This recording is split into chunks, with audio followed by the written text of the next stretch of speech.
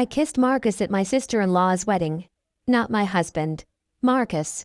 The groomsman with the easy smile who'd been complimenting my dress all night, who kept finding reasons to stand next to me during the reception, who made me feel like I was the only woman in the room. Jake was home with our daughter. She had a fever. He'd insisted I go anyway because his family would be upset if I missed it. His mother had specifically requested I attend, said it would mean so much to Sarah. I should have known then.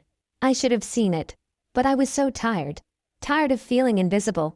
Tired of Jake's mother Claire correcting how I loaded the dishwasher, how I dressed Emma, how I spoke to Jake. Tired of family dinners where every story Jake told somehow made me sound scattered or forgetful. Tired of doubting myself constantly, of wondering why I couldn't remember conversations that apparently happened, why I always seemed to be the problem. Marcus made me feel seen. For 3 hours, I felt like the version of myself I used to be before I married into the Whitmore family. So when he pulled me into the garden and kissed me, I kissed him back.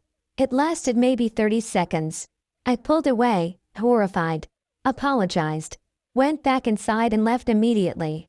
Drove home shaking, promising myself I'd never tell anyone, that it was a stupid mistake fueled by champagne and loneliness. I told Jake the next morning. I couldn't live with it. He was quiet. Too quiet. He asked for details. Where? When? Who saw? Whether I'd planned it. I answered everything honestly, crying, begging him to forgive me. He said he needed time to think. He'd stay at his parents' house for a few days. 3 days turned into a week. Every time I called, Claire answered his phone. He's not ready to talk yet, sweetheart. Give him space. Her voice was syrupy, concerned. Fake. When he finally came home, he was different. Distant. He'd look at me like I was a stranger. He started writing things down. Just so we're on the same page, he'd say. Just so there's no confusion later. The arguments started. Small things. He'd claim I'd said something I never said. That I'd agreed to plans I'd never agreed to. That I'd forgotten important conversations. You're probably still distracted, he'd say softly, sadly. From what happened. His family rallied around him. Sunday dinners became interventions where Claire would gently suggest I seemed stressed or not myself. Where Jake's brother Tom would share articles about rebuilding trust after infidelity. Where everyone spoke in hushed, pitying tones.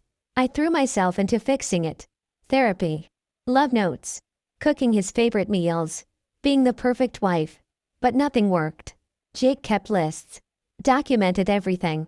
Screenshots of texts where I supposedly contradicted myself. Voice memos of arguments I barely remembered. A whole folder on his laptop labeled evidence. Evidence of what? One night, 6 months after the kiss, I woke up at 3 a.m. and found Jake's phone charging in the bathroom. The screen was lit with a text from his mother. Remember, stay calm. Don't let her turn this around on you. Stick to the script we discussed. Script? My hands shook as I opened their message thread. 5 years. 5 years of messages. Make sure you mention the grocery incident at dinner tonight. Your father and I will back you up. Don't let her blame her anxiety. That's her go-to deflection. If she gets emotional, stay quiet. Let her spiral. Everyone will see how unstable she is. The therapist agreed she has trust issues. We're making progress. I scrolled back. Back to before we were married. Messages about how to propose in a way that would make me feel guilty if I said no.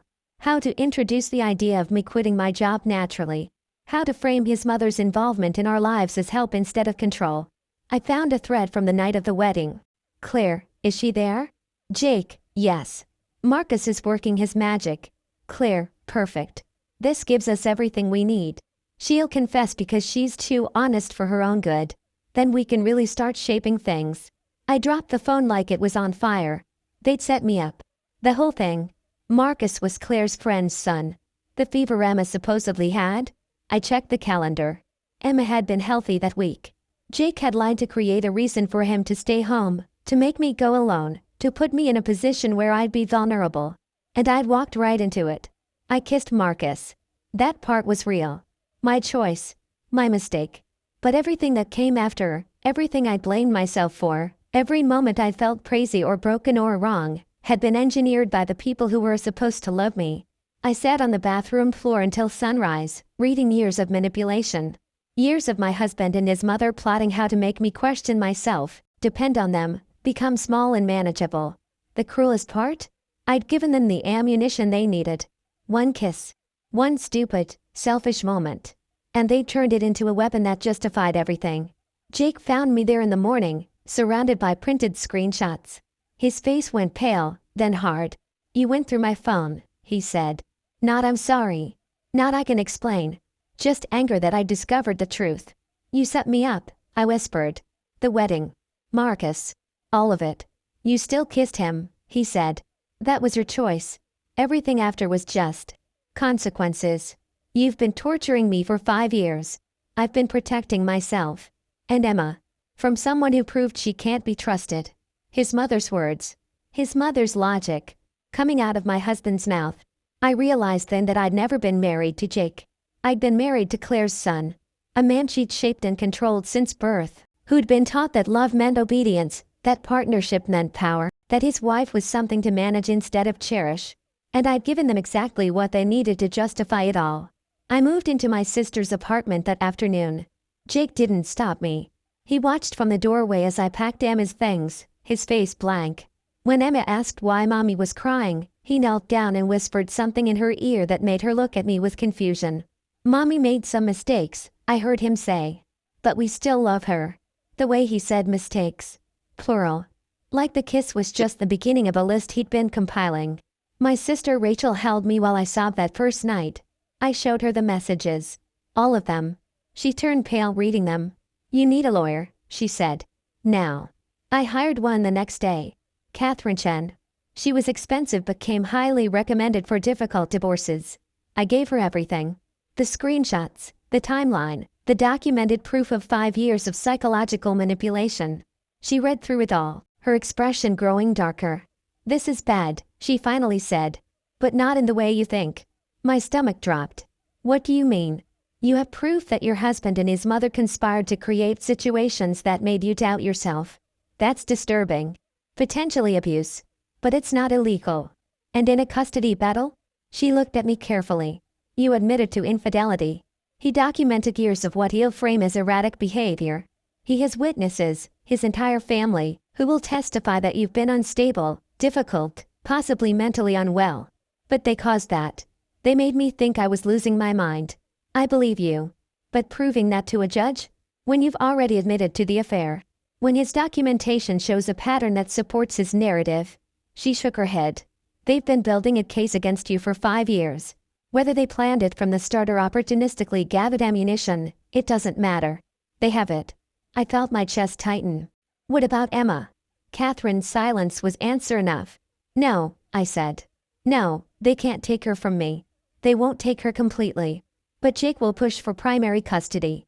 And given what he has, he might get it." I threw up in her office bathroom. The custody evaluation started 3 weeks later. A court-appointed psychologist named Dr. Marion Wells interviewed both of us. Emma observed us separately with her, talked to references. Jake's references were his entire family. His mother, who volunteered at Emma's school and could speak to how often I seemed overwhelmed at pickup. His father, who'd witnessed me forgetting important family events. His brother, who'd seen me lash out during holiday dinners. My references were Rachel and 2 friends from my old job. People who hadn't seen me regularly in years because I'd slowly, systematically isolated myself trying to be the wife Claire wanted me to be. Dr. Wells was kind but clinical. She asked about the affair. About my mental health history. About my relationship with Emma. I told the truth. All of it. The manipulation, the gaslighting, the setup at the wedding. I showed her the messages. She took notes. Asked careful questions. But I could see it in her eyes. She thought I was making excuses. Blaming everyone else for my choices. "Many people experience difficult in-law relationships," she said gently. "That doesn't excuse infidelity. I'm not excusing it. I'm trying to explain the context. The context being that you felt neglected and made a choice to seek attention elsewhere." That wasn't what I said. But it's what she heard. The home visits were worse. Jake had kept our house. The house where Emma had her own room, her toys, her routine. Where his mother came by daily to help with childcare, to make dinner, to be the stable presence. I had Rachel's spare room. A twin mattress on the floor for Emma. Borrowed toys. No routine because I was scrambling to find work after being out of my field for 5 years. Dr. Wells watched Emma play at both locations. At Jake's house, Emma was comfortable, happy. At Rachel's apartment, she kept asking when we were going home. "This is our home now, baby," I said. "But my real home," Emma insisted. "With Daddy and Grandma." I saw Dr. Wells write something down. The preliminary recommendation came 6 weeks later. Primary custody to Jake. I get Emma every other weekend and 1 evening per week. 4 days a month. I'd gone from being Emma's primary caregiver to seeing her 4 days a month. Catherine filed objections. We got a court date for a full hearing. 3 months away. In those 3 months, I watched my daughter forget me. Not literally. She knew who I was. But the closeness we'd had, the bond, started fracturing. Jake enrolled her in activities on my weeknight visits. She begged to do gymnastics, he said. "I can't say no just because it conflicts with your time." Claire started attending my weekend pickups. Just to help Emma with the transition, she'd say sweetly. She'd pack Emma's bag with specific snacks, specific toys. "Emma only likes this kind of juice now. The kind you bought gives her a tummy ache." Things I didn't know about my own daughter. Preferences that had changed in the weeks she'd been primarily with Jake. Emma started calling Claire Mimi instead of Grandma. Started talking about how Mimi knew the best bedtime stories, made the best pancakes, understood her better than anyone. I was being replaced. Systematically. Deliberately. I started documenting everything. The way Claire had. Screenshots, notes, recordings. But where Jake's documentation showed a pattern of my instability, mine just showed a desperate woman trying to prove something no one wanted to believe. My friends stopped calling. Not all at once. Just gradually. They'd heard about the affair. Jake's family was well connected in our community. The story that circulated wasn't woman kissed someone at a wedding. It was unstable mother abandoned her family for an affair. I didn't bother correcting it after a while. What was the point? Rachel tried to help. But I could see the strain on her, the way her patience was wearing thin.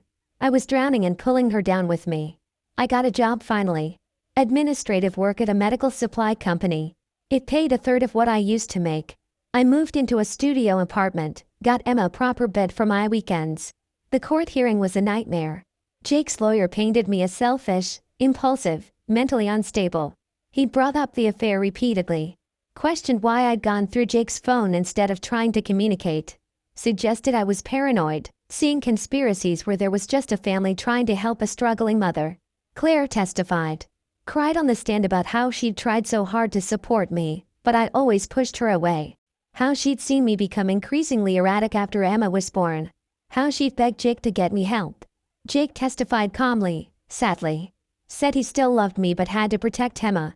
That he'd tried for years to help me, but I'd refused to see I had a problem. He never mentioned the messages. His lawyer argued they were taken out of context, that a mother and son discussing family concerns wasn't evidence of conspiracy. My lawyer tried. She really did. But every piece of evidence I had looked like exactly what Jake's lawyer said it was, a woman who cheated trying to blame everyone else. The judge ruled in Jake's favor. Primary custody. I got the same 4 days a month.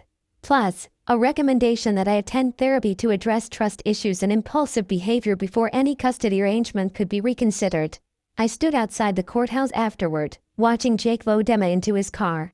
Claire was there, holding Emma's hand. Emma looked back at me once, and I couldn't read her expression. My daughter. My baby. And I was becoming a visitor in her life. That night, I found out why Claire had wanted this all along. Rachel called me, her voice shaking. "You need to see this." She sent me a link. A Facebook post from Claire. Photos of Emma, of Claire and Emma baking together, at the park, reading books. The caption, "Blessed to have this extra time with my grandbaby while her parents work through their challenges." Sometimes God gives us the family we need, not the one we're born to. Being a mother figure to this sweet girl is the greatest gift of my life. Mother figure. Not grandmother. Mother figure. She'd orchestrated all of it. The setup at the wedding, the 5 years of gaslighting, the custody battle. Not to punish me for kissing Marcus. To take my place. And she'd used my one mistake, my one moment of weakness, to make it happen. 6 months after the custody ruling, Emma stopped asking to call me between visits. Jake said she was just adjusting. That forcing contact would make things harder. Dr. Wells, who I was still seeing for court-mandated therapy, said I needed to respect Emma's boundaries, even at 6 years old. Boundaries. Like my daughter choosing not to talk to me was a healthy personal choice and not the result of months of careful alienation. I showed up for every visit. Every single one. Even when Emma said she'd rather stay home. Even when Claire conveniently scheduled birthday parties and special events during my weekends. Even when Jake sent Emma to my apartment with a stomachache that mysteriously disappeared the moment I drove her back early. I documented it all. Every cancelled visit, every last-minute conflict, every time Emma parroted something that sounded like Claire's words coming from her mouth. "Mommy, why did you break our family?" she asked once. She was 6. 6-year-olds don't naturally frame things that way. My lawyer said unless I could prove active parental alienation, nothing would change. And proving it required a level of evidence I couldn't gather with 4 days a month. I was trapped. They'd built the perfect cage. Work became my escape. I threw myself into it, took on extra projects, stayed late. My boss noticed, promoted me to office manager. The pay was better but still nowhere near what I used to make before I'd let Claire convince me that staying home was best for Emma. I started seeing someone. Michael. A divorced dad who understood complicated custody situations. He was kind, patient. Didn't push.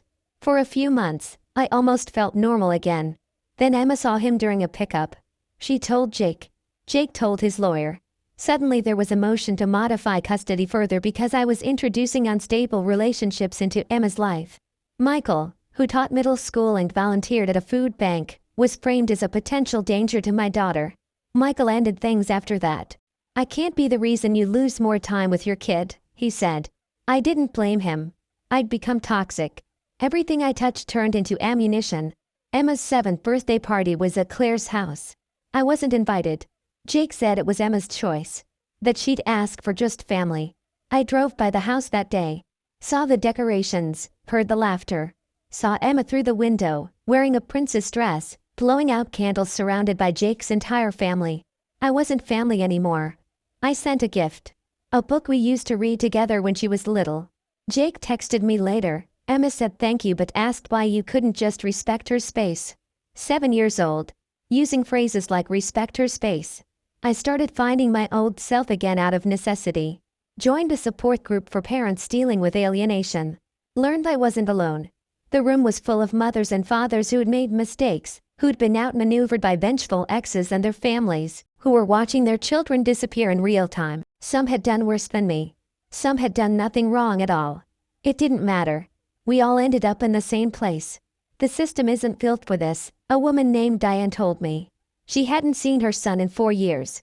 By the time anyone believes you, it's too late. The damage is done. I refused to accept that. I kept showing up. Kept trying. Emma turned 8. Then 9.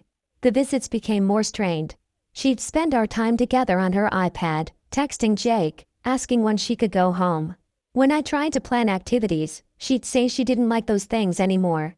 All her interests had changed, shaped by Claire's preferences. She started talking about how she wanted to live with Daddy and Mimi full-time.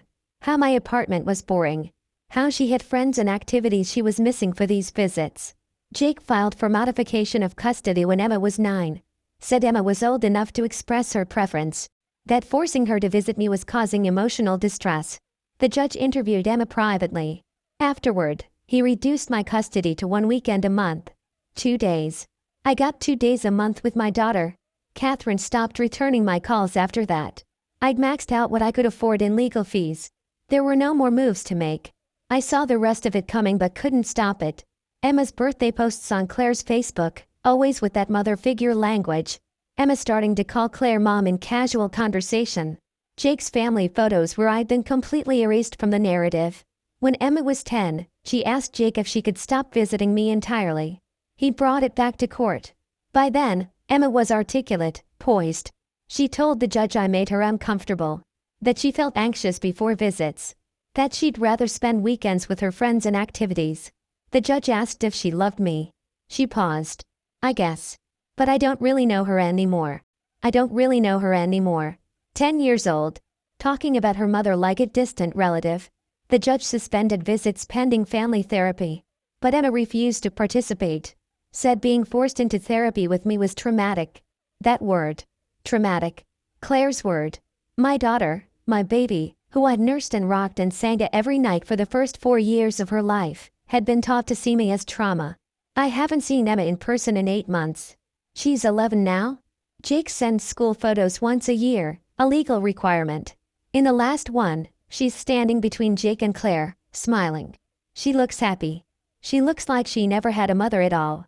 I found out last week that Claire has been telling people at Emma's school that she's Emma's adoptive mother. That I was unfit and gave up my rights. It's not legally true, but it's the story they've decided on. And who's going to correct it? Emma won't.